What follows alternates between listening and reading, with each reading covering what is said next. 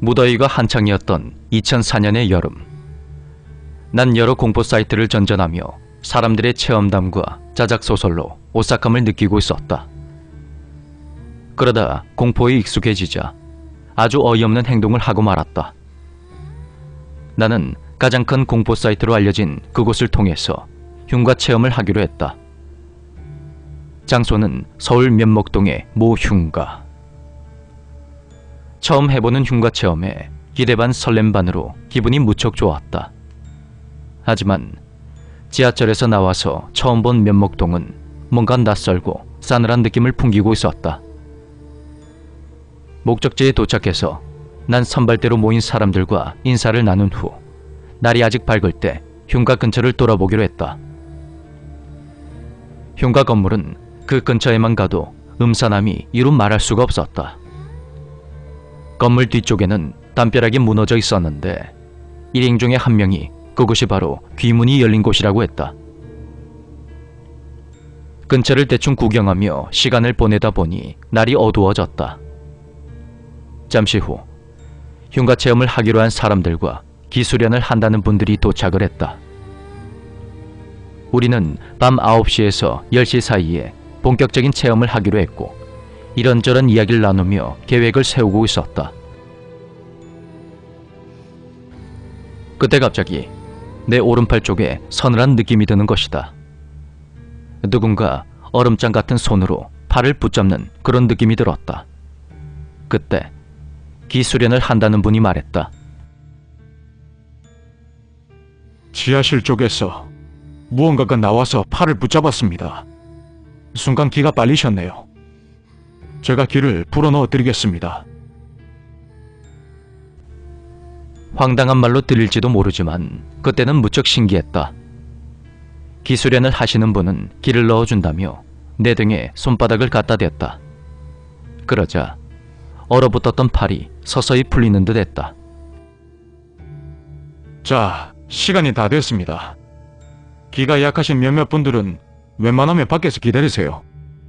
들어가기 싫으신 분들도 밖에서 대기하시면 됩니다.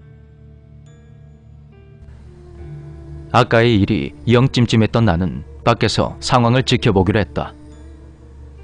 체험을 하기로 한 사람들이 안으로 들어가고 밖에 서서 흉가를 살펴보고 있는데 뭔가 희끄무리한 것이 내 눈에 들어왔다.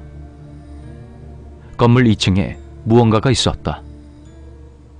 하나는 2층 방 창문 쪽에 있었는데 마치 목을 매단 것처럼 하반신만 앞뒤로 왔다 갔다 하고 있는 것이다. 또 다른 하나는 2층 테라스 기둥 뒤에서 검은 머리와 몸의 형체를 살짝 내놓은 채 내가 있는 쪽을 바라보고 있는 것이다.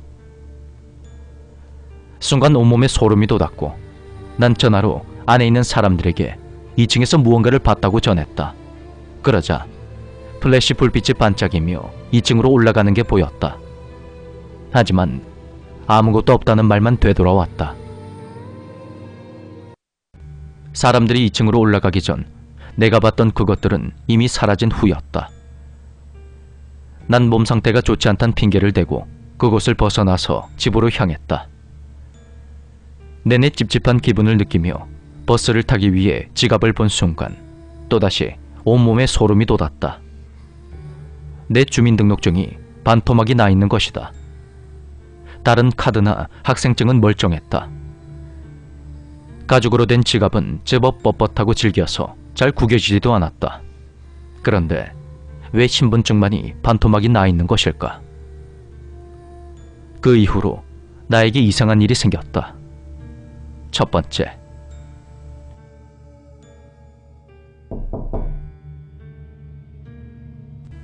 밤마다 방문을 두드리는 소리가 들려온다.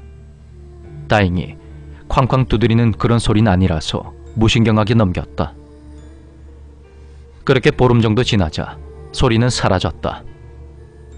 두 번째, 밤이 되면 컴퓨터의 모니터와 가까이 있는 창문에 검은 형체가 비추어진다. 도저히 열어볼 용기가 나지 않아서 모른 척 무시했더니 이 역시 보름 정도 후에 사라져버렸다. 세 번째, 첫 번째와 두 번째 현상이 사라진 후에 흉가 체험이 서서히 잊혀져갈 무렵 나에게 구한 와사가 왔다. 그때 집에 친구들이 몇 명 모여 있었는데 하필 에어컨이 고장나서 선풍기를 켜둔 채 창문을 열어두고 잠이 들었었다. 아침에 일어나 보니 친구들 모두 멀쩡한데 나만 입이 심하게 돌아가 있었다. 그건 그저 우연의 일치였던 걸까? 마지막으로 반토막난 주민등록증. 그때 그걸 태운 줄 알았는데 지금 생각해보니 따로 빼두었다가 잃어버리거나 버렸던 것 같다. 다른 일들은 모두 정확하게 기억나는데 이상하게도 신분증에 대한 기억만이 흐릿하다. 그 무렵 함께 흉가 체험을 갔던 기수련 하시는 분의 소식이 뜸해졌었다. 그러다 한 달 정도 후에 후기글이 올라왔는데 귀신 때문에 한동안 고생을 했었다고 한다.